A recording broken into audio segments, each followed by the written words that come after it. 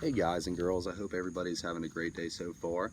So today I would like to talk to everybody a little bit about something called a PCB and the pollution level PCBs located on Lake Hartwell. Now, a PCB is obviously short for something called polychlorinated biphenyls, which is an oily-like substance, and it's related to nuclear chemicals, but it is not a natural compound.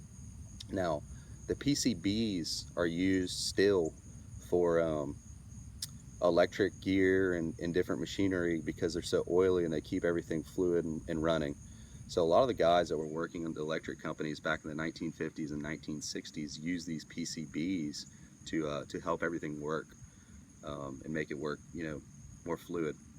So my main goal today is to explain to you guys the effects of the PCBs on Lake Hartwell and where they actually originated from. The lake is only about 65 years old, 70 years old, and probably 12 or 14 years after the lake was actually created, they issued a PCB warning and a non-consumption policy on Lake Hartwell to be aware of these high PCB levels because of a electric company which was known as Sangamo Electric Company. They obviously use PCBs in the electric company, and all of their uh, all of their products and dilutes ran into a retention pond which was located on the Sangamo Hill. Now, the Sangamo Electric Company is located in Pickens, or was located in Pickens, South Carolina. So the main issue with this was the PCBs and all the stuff that was drained into the retention pond actually flowed through something called Town Creek. Now, Town Creek also connected with 12 Mile Creek, which is located on Lake Hartwell, which is obviously the main reason for the level of pollutants on Lake Hartwell. Now, it's estimated today, and there's obviously no way to get an actual number or an actual poundage for how much PCBs per square foot on the lake because the lake is so large. But it's estimated today that there's over 400,000 pounds of PCBs located on Lake Hartwell. Now, the problem with these PCBs is they take so long to go away. Obviously you've got something that doesn't break down. It's not a natural compound, and it settles down on the bottom of the lake and just gets covered up with sediment.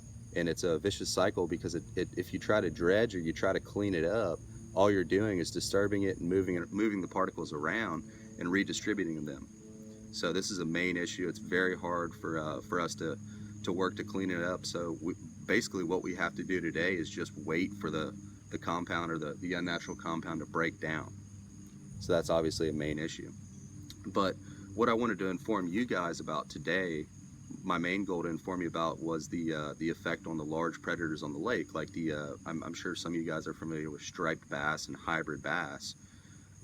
They obviously eat a lot of bait fish. They're warm-blooded, so they're constantly moving. They move throughout the wintertime. They move throughout the summertime. Well, these high-level PCBs on Lake Hartwell affect these fish and will affect the maturity level of young children and pregnant women if they consume these fish.